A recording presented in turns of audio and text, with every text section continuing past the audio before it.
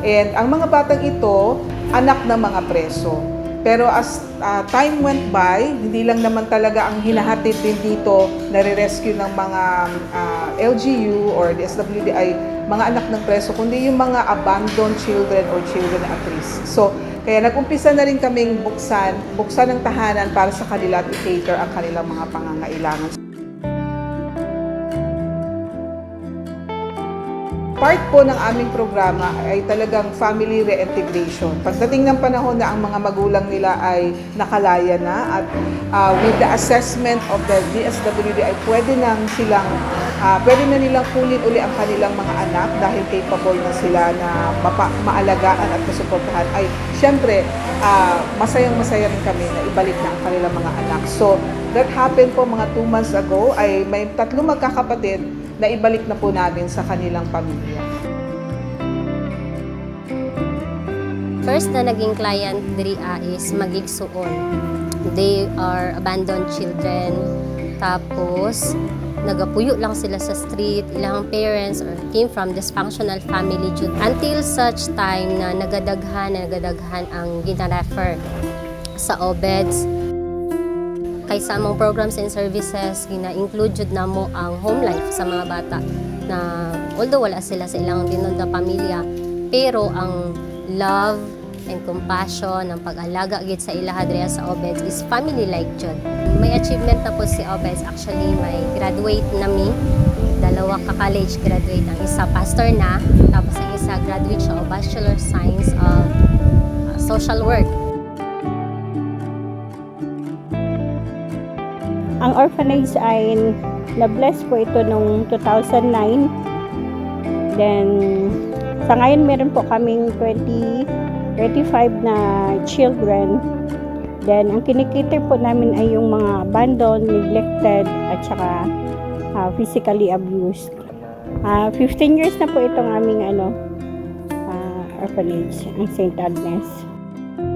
Ang orphanage namin, noon talaga, nag 30 years na kami anniversary. Tapos, ang first mga clients namin is yung mga street children. Yun talaga ang first clients namin. Tapos, yung mga orphan, tapos yung unwanted sa families. Sa lahat ng tingali sa buong buhay ko, first time ko yung nakapunta ng sinihan. Kasi since bata pa na ako, hindi ako nakapunta. I'm happy ko kasi isa po mi sa napili ni ma'am na kuan ng mapatan-aw po niya sini. Very happy and excited because dapat yung mga tao na willing to care, to love sa amoa, then willing gid na para sa inyo is willing to help ba. So, it's the first time of the 9 kids na magsine. First time yun. Kabalumina, it's a milestone sa ilahang kinabuhi. Days before, halos din na sila matulog, kanang excited na jud kayo sila mag-adto sa mall, mag-adto dito sa unsa ang sine. Pero at that day jud, sayo kayo sila ng mata, tapos at that day, mga panagin sila, mga behave kayo sila.